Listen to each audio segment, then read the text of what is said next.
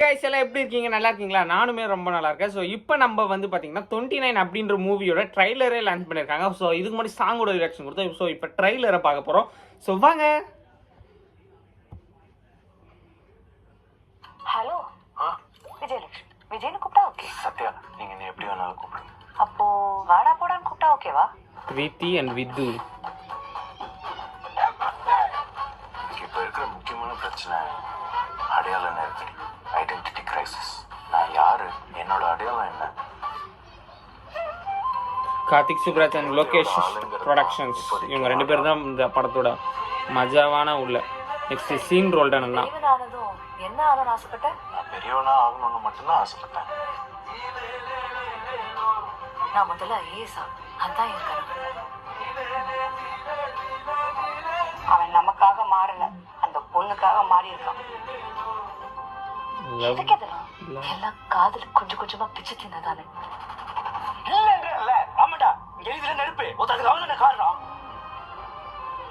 ஒரு பொண்ணு வீட்டுல யாரும் இல்ல, வீட்டுக்கு வான்னு கூப்பிட்டா அதை தவிர வேற காரணமே இருக்காதோட.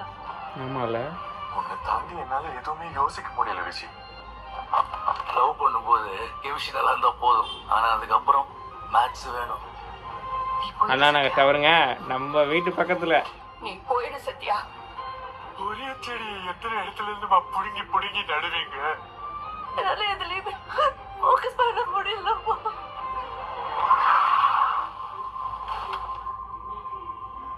எல்லாம் அவ்வளவுதான் அப்படின்னு கதை வச்சாங்க சார். லைன் கேக்குறீங்களா? ஓபன் பண்ண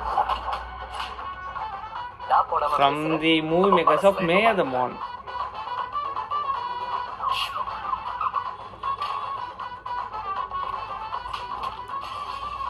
நிக்கி என்ன உள்ள இருக்காரு?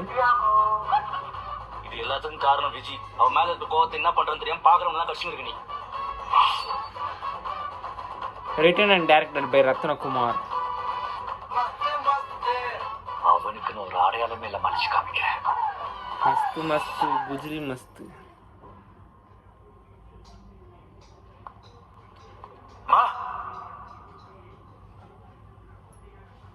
ஒரு வாட்டி சிரியா.